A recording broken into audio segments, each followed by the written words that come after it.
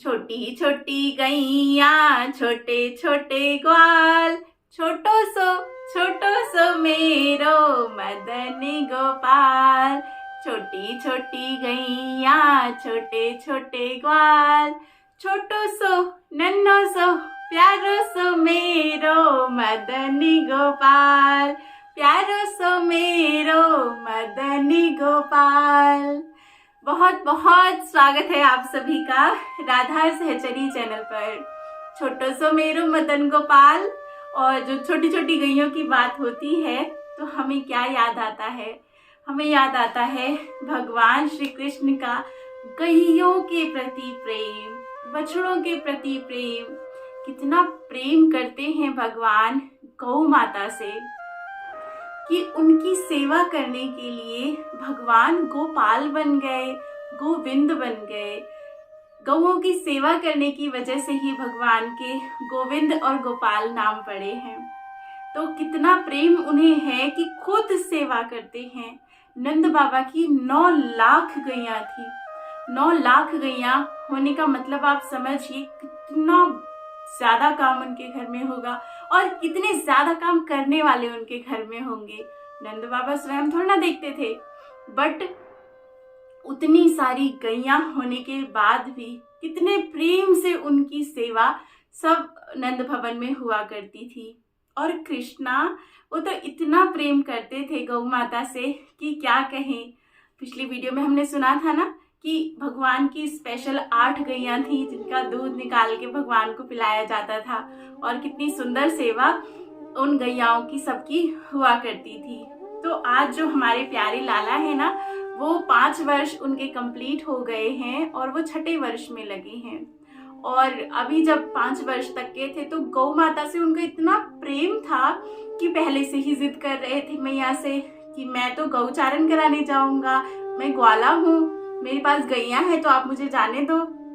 तो मैया और बाबा नहीं जाने देते थे क्योंकि इतने छोटे बालक 5 वर्ष के। तो भगवान को बोला था अच्छा चलो ठीक है, तुम नहीं मानते तो जो छोटे छोटे गाय के जो बच्चे होते हैं, बछिया और बछड़े जो होते हैं, वो दिए थे लाला को कि ठीक है तुम आसपास ही रहना और अपने फ्रेंड्स के साथ में, और ये छोटे छोटे बछड़े हैं ना तुम इनको चराया करो। लेकिन अब क्या हुआ, अब भगवान 5 वर्ष कंप्लीट हो गए और वो 6ठे वर्ष में लग गए। तो जब 6ठे वर्ष में लगे तो भगवान ने जिद पकड़ ली कि अब मैं बहुत बड़ा हो गया हूँ, अब मैं सिर्फ छोटे बच्चे नहीं चराऊंगा, अब मैं अपनी बड़ी गैयाओं को चराने लेके जाया करूंगा, तो आप मुझे इसकी परमिशन दीजिए। तो घर में तो उन्होंने बड़ा ही कोहराम मचा दिया कि मैं तो गौचारण कराऊंगा। तो सबको लग रहा था, बाबा को मैया को, कि लाला भी बहुत छोटे हैं, लेकिन लाला की जिद, ओहो, इतना उनके अंदर गौचारण कराने का जो अंदर से लग रहा था कि मैं जाऊंगा, तो उनकी जिद के आगे आखिरकार मैया बाबा को अपनी जो जिद थी उसको छोड़ना पड़ा। और फिर बाबा ने कहा अच्छा ठीक है तुम गौचारण जाना, लेकिन गौचारण के लिए हमें देखना होगा ना, अच्छा मुहूर्त देखना होगा, अच्छा समय निश्चित करना होगा, तब तुम जा सकते हो, ऐसे नहीं। तो कान्हा ने बोला कि ठीक है आप निकलवाओ जल्दी से, मुझसे वेट नहीं हो रहा। तो उन्होंने फिर महाजन जी को बुलाया, उनसे कहा पत्री देखिए और बहुत अच्छा सा सुंदर सा शुभ मुहूर्त बताइए, तो हमारा कन्हैया, हमारा प्यारा लाला वो गौचारण कराने जाना चाहता है। तो भगवान का इतना मन था कि मुझे तो आज ही जाना है और कहे तो अभी जाना है। तो भगवान जैसा चाहते हैं वैसी प्रकृति हो जाती है। तो जो महाजन जी आए थे उन्होंने कहा कि जो शुभ मुहूर्त है गौचारण के लिए वो तो आज का ही दिन है, बल्कि यूं कहूँ कि अभी का ही समय है, तो जितना जल्दी हो सके आप लाला को प्रस्थान करने दीजिए। और वो दिन था कार्तिक मास की शुक्ल पक्ष की अष्टमी का, जिसको फिर आगे चलकर गोपा अष्टमी कहा गया। उस अष्टमी के दिन से भगवान ने गौचारण प्रारंभ किया था। तो जब ये बात सुनी तो फिर जल्दी से सब तैयारियां होने लगी। नंद बाबा ने कहा कि बहुत सुंदर से गौ माताओं को रेडी करो, उनको तैयार करो, आज लाला हमारा गौचारण करने सबसे प्रथम बार जाएगा। मैया लाला को तैयार करने लगी। बलराम जी और उनकी सारी सखा मंडली के अपनी अपनी गैयों को सब लेकर आओ और लाला के साथ जाना। तो गौओं को बड़ा सुंदर से रेडी किया गया। उनके हाथों की छाप हल्दी की, मेहंदी की, बड़े सुंदर से उनको बड़ी सुंदर सुंदर ज्वेलरी पहनाई गई जो गौ माताओं को पहनाई जाती थी उस समय।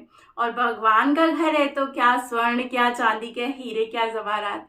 तो इतने सुंदर से गैयाओं को रेडी किया गया। 9 लाख गैया, एक दो नहीं 9 लाख।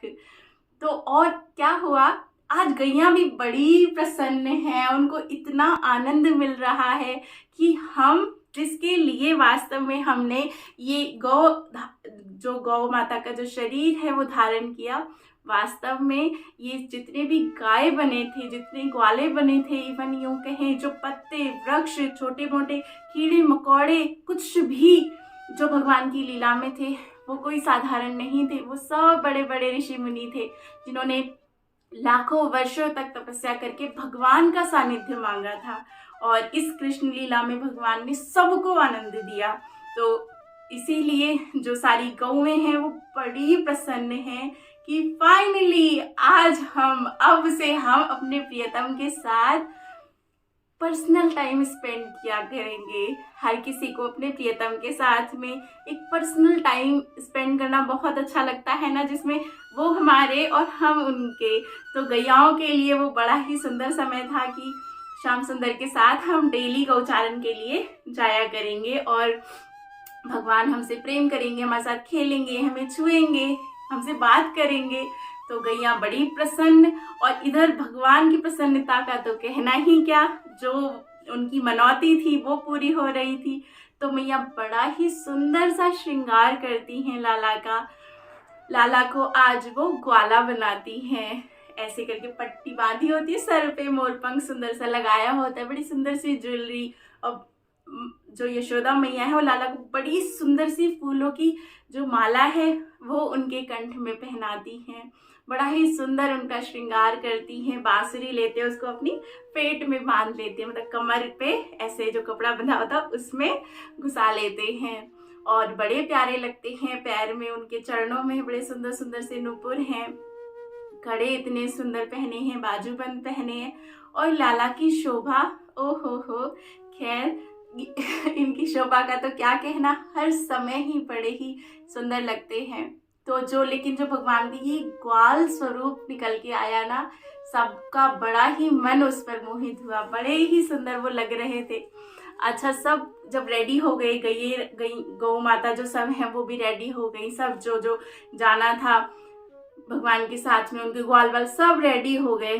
तो मैया अंदर से आई और पहले तो गौ माताओं का सबका बहुत सुंदर पूजन किया गया। और उसके बाद में जब चलने लगे तो मैया ने लाला को बड़ी सुंदर सी जूतियां पहनने को दी कि लाला तुम ये जूतियां पहन लो और उसके बाद जाओ।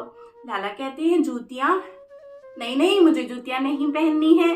अरे लाला कैसी बात करते हो, तुम वन में जा रहे हो, वन में कितने कंकर पत्थर और कांटे रहेंगे, तुम्हारे पैर बच्चा, पैरों में तुम्हारे बहुत कष्ट होगा, तो इसलिए तुम जूतियां पहनो तो तुम्हें कष्ट नहीं होगा। बट लाला तो लाला है, नहीं मैया हम जूतियां नहीं पहनेंगे। अरे भाई क्यों नहीं पहनोगे बाबू? तो कहती हैं मैया कि क्या परेशानी है तुम्हें? तो लाला जानते हैं क्या कहते हैं। लाला कहते हैं मैया जो मेरी गौ माता हैं, जो मेरी गैया मैया हैं, उनके पैरों में तो आपने जूतियां नहीं पहनाई हैं, तो मैं कैसे पहन सकता हूँ? देखो वो भी तो नंगे पैर जा रही है ना। तो मैया कहती हैं अरे वो जूतियां नहीं पहनती हैं, लेकिन तुम पहनो, तुम्हारे लिए जरूरी है। तो लाला साफ इनकार कर देते हैं और बहुत जिद की मैया ने। तो मैया से बोले ठीक है मैया मैं पहन लूंगा, लेकिन अगर आपको मुझे जूतियां पहनानी है तो मेरी जितनी गैया मैया है ना, आप उन सबको जूतियां पहनाओ, उसके बाद मैं पहन लूंगा। बस इसका कोई तोड़ है क्या? तो मैया ने भी बस हार मान ली कि चलो भाई जैसी तुम्हारी इच्छा, अब हम क्या ही कहें। लेकिन यहाँ पर जो सब गैया मैया वहीं थी, उन्होंने देखा कि हमारे प्रियतम हमारे लाला इतना प्रेम करते हैं हमसे, ओहो हो। उनका हृदय द्रवित हो गया और उन सब ने एक प्रतिज्ञा करी। वो भी तो अपनी भाषा में बात करती है ना। तो उन्होंने एक प्रतिज्ञा की। उन्होंने क्या कहा कि हमारे प्रियतम हमारी प्रसन्नता के लिए, हमारे कष्ट को देखकर अपने ऊपर कष्ट ले रहे हैं, वो जूतियां नहीं पहन रहे, तो हम क्या करेंगी, हम ये करेंगी कि हम उनके आगे आगे चलेंगी और आगे आगे चलकर जितने भी पत्थर होंगे, जितने भी कंकड़ होंगे, जितने भी ऐसी चीजें होंगी रास्ते में जो भगवान के पैरों में चुभ सकती हैं, उनको कष्ट दे सकती हैं, उन सब को हम अपने पैरों तले रौंद देंगी, उनका चूरा चूरा बना देंगी, उनका पाउडर कर देंगी। और ऐसा करने से क्या होगा, भगवान के जो सुंदर से कोमल से चरण है उसमें बिल्कुल भी उनको कष्ट नहीं होगा। क्या कांटे, क्या डेले, क्या बड़े बड़े पत्थर। तो गौ माता ने ये प्रतिज्ञा करी। और इसके साथ ही क्या होता है, जब भगवान पीछे चलते थे गौ माताओं के और गौएं आगे चलती थी, कुछ सगा आगे, कुछ भगवान के साथ में, कुछ बीच में, इस तरह से सारी गैयाओं को संभाल कर लेकर चलते थे।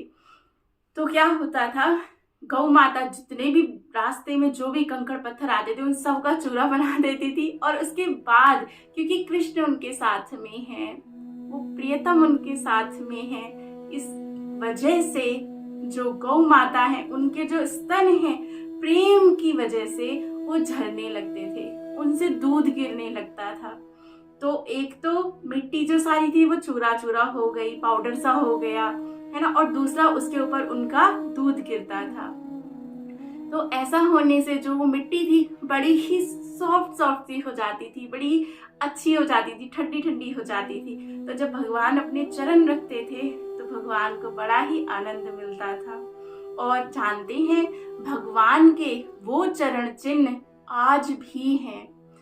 ब्रज में तो कई जगह पर भगवान के श्री चरण हैं और कहीं कहीं गौ माता के चरण हैं, कहीं पर जो हमारे बलराम भैया हैं उनके श्री चरण हैं। तो वो आज तक है। और जहाँ पर प्रियतम चरण रखते थे तो वहां पर उस जगह का तो क्या कहना। अच्छा, एक और बड़ी सुंदर बात बताऊं मैं आपको कि राधा रानी हमारी प्यारी जो, वो भी तो गौ माता से इतना प्रेम करती हैं, है ना। तो वो भी गौचारण करना चाहती थी, लेकिन क्योंकि वो बालिका थी ना, लड़की थी, तो इस वजह से उनको वन में नहीं जाने देते थे कि वहाँ लड़कियां नहीं जाती हैं, लड़के जाते हैं, तो तुम नहीं जा सकती। तो राधा रानी ने क्या किया, राधा रानी ने ग्वाल स्वरूप धारण किया। राधा रानी ग्वाल बन गई और बड़ा ही सुंदर सा उन्होंने जो कॉस्ट्यूम अपनी पहनी वो ग्वाल वाली पहनी और हाथ में छड़ी ली, बड़ी सुंदर सी, और ग्वाल रूप धारण करके राधा रानी भी भगवान की इस सुंदर लीला में वो भी उनके संग में गौचारण के लिए गई। तो देखिए कितना प्यार हमारे प्रभु कृष्ण और हमारी राधा रानी, सब बलराम कितना प्रेम करते हैं गौ माता से। तो हमें जब भी अवसर मिले गौ माता की सेवा करने का, किसी भी वे में, चाहे धन से, चाहे अपने शरीर से या कैसे भी, तो हम बहुत उनकी सेवा में योगदान करें। हमारा छोटा सा योगदान भी ना भगवान को बड़ी जल्दी से प्रसन्न कर देगा। तो इस तरह से फिर ये जो लीला हुई ये अष्टमी के दिन हुई थी। कार्तिक मास की शुक्ल पक्ष की अष्टमी को ये सुंदर लीला हुई, इसीलिए इसको गोपा अष्टमी भी कहते हैं। और तो इस तरह से भगवान फिर वन में गए सारी गैयाओं को लेकर, और आज तो गैया इतनी प्रसन्न हैं, भगवान स्वयं बड़े प्रसन्न हैं उनकी सेवा करके। और भगवान के आसपास सारी गैया हैं। और क्योंकि हम भगवान की बात कर रहे हैं, हम प्रभु श्री कृष्ण की बात कर रहे हैं, तो 9 लाख गैया थी, लेकिन हर गैया को ये लगता था कि प्रियतम तो मेरे पास ही क्रीड़ा कर रहे हैं, मेरे आसपास ही हैं। इतनी रेडियस में हैं कि उनकी नजरें प्रभु के शरीर पर ही पड़ती रहती थी, प्रभु के मुख कमल का, चरणों का, उनका ही वो सभी गैया बड़े प्रेम से दर्शन करती रहती थी और अपना चारा खाती रहती थी। तो बहुत आह्लादित भगवान खूब खेलते थे उनके साथ में, कभी उनके ऊपर, कभी बछड़ों के ऊपर, कभी बछड़ों को प्यार से गले लगाते, कभी गैया को प्यार से गले लगाते, कभी उनसे बड़ा प्रेम करते और ऐसे बहुत आनंद बरस रहा था। और जानते हैं भगवान को सारी 9 लाख गैयाओं के नाम याद थे। इसमें कोई आश्चर्य की बात नहीं है, भगवान है, उनको सब हर समय पता होता है सब कुछ।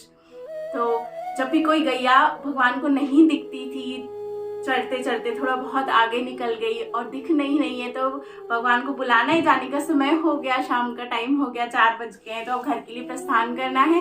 तो कुछ गैया जो नहीं होती थी तो भगवान क्या करते थे, ओहो अपनी बांसुरी बजाते थे और बहुत सुंदर से बांसुरी बजा के उन गैयाओं के नाम लेते थे जो जो दूर चली जाती थी। और ऐसे जैसे ही उनके कान में आवाज आती थी, जैसे गोपियां मतवारी होकर भागती थी ना, भगवान नाम लेते थे, ऐसे ही ये गैया भी भागकर भगवान के पास आ जाती थी। और एक बड़ी सुंदर सी लीला मैं आपको सुनाऊं। देखिए कितना प्रेम था गैयों को। एक दिन राधा रानी अपनी सखियों के साथ में वन में पहुंच गई जब भगवान गोचारण कर रहे थे। तो राधा रानी और उनकी सखियों को देखकर भगवान बड़े प्रसन्न हुए, तो सब आपस में बात करने लगे, हंसी ठिठोली करने लगे। तो जो कुछ गैया थी ना, और एक को तो स्पेशली इतना बुरा लगा कि उनको ये बात का बुरा लगा कि भगवान हमारे साथ आए, ये हमारा पर्सनल टाइम है और इसमें भी ये दूसरों सबके साथ बातें कर रहे हैं और इस टाइम भगवान को मेरी कोई सुध नहीं है, भगवान मेरी तरफ देख भी नहीं रहे। ऐसा वो गैया जो है वो अपने मन में सोचती है और उसको ईर्ष्या होती है राधा रानी को देखकर, सखियों को देखकर कि भगवान सबसे इतनी हंसी ठिठोली कर रहे हैं, कितनी देर हो गई उनसे ही बात कर रहे हैं, मेरी तरफ देखा भी नहीं। और ये सोचकर उसको बहुत बुरा लगता है और वो सोचती है मैं चली जाती हूँ यहाँ से, ये इन्हें तो कोई परवाह ही नहीं है मेरी, ये तो मुझसे प्रेम ही नहीं करते। ऐसा सोचकर वो गाय मतलब रोते हुए दूर दूर तक चली जाती है, जाती रहती है। तो जाते जाते ऐसी जगह पहुंच जाती है कि बहुत दूर आ चुकी होती है और उसको फिर वापस लौटने में उसको समझ नहीं आ रहा होता कि किधर जाना है। तो वो बड़ी जैसे दुखी हो जाती है कि अब मैं क्या करूँ, अब तो मुझे कुछ समझ ही नहीं आ रहा। फिर वो रोना शुरू कर देती है और वो गाना गाती है फिर भगवान को बुलाने के लिए कि मैं खोई गैया तेरी, कन्हैया तुम कहाँ हो, मैं यहाँ खो गई हूँ तो तुम मुझे ढूंढ लो, ऐसे कह के वो गाना गाना शुरू करती है। और प्रियतम तो सब देख रहे थे, उनको उस समय भी सब पता था, पर फिर भी वो थोड़ा शांत रहे। तो जैसे ही गैया ने बुलाया प्रभु को, भगवान वहीं तत्क्षण पहुंच गए और उसको देखकर भगवान ने उनको अपने हृदय से लगा लिया, ऐसे प्रेम से उनको सहलाने लगे। अच्छा मैं तुमसे प्रेम नहीं करता हूँ क्या, ऐसे मत किया करो, मैं तुमसे बहुत प्रेम करता हूँ। तो इस तरह से खूब सहलाते हैं और जानते हैं ओहो जो गैया होती है वो रोने लगती है कि भगवान मुझसे इतना प्रेम करते हैं और मैं तो ऐसी ही बस। तो ये बड़ी सुंदर सी ऐसी तो अनंत कथाएं हैं, लीलाएं हैं जो गौचारण के समय अक्सर ही कुछ ना कुछ हुआ करता था। तो गैया भी बहुत प्रसन्न हमेशा ही प्रभु के साथ रहती थी और प्रभु तो गैया और प्रभु उनका तो कहना ही क्या। तो बस भगवान हमें ये संदेश देते हैं इस सुंदर सी अद्भुत सी लीला से कि गैया उन्हें कितनी प्रिय हैं। तो जो लोग गैया को प्रेम करते हैं, गैया की देखभाल करते हैं, तो उनसे ऑटोमेटिकली अगर कोई भगवान कृष्ण को नहीं भी मानता और वो गाय की सेवा करता है तो भगवान की डायरेक्ट कृपा उस पर होती ही होती है। और हम सब जानते हैं कि गौ माता में 33 कोटि के देवी देवता हमारे सभी उसमें विराजते हैं। तो अगर हम गौ माता की सेवा करते हैं तो उन सब का आशीर्वाद हमें प्राप्त होता है। तो ये बड़ी सुंदर सी अद्भुत सी लीला आज हमने श्रवण की। आशा करती हूँ आपको बहुत आनंद आया होगा, मुझे तो बहुत आया। अगर कोई भी त्रुटि हो गई हो तो उसके लिए क्षमा कर दीजिएगा। यहाँ तक इतने प्यार से सुनने के लिए आप सभी का बहुत बहुत प्यार। जय जय श्री राधे। प्यारी गौ माता की जय हो। प्यारे कृष्ण कन्हैया लाल की जय हो। जय जय श्री राधे। जय जय श्री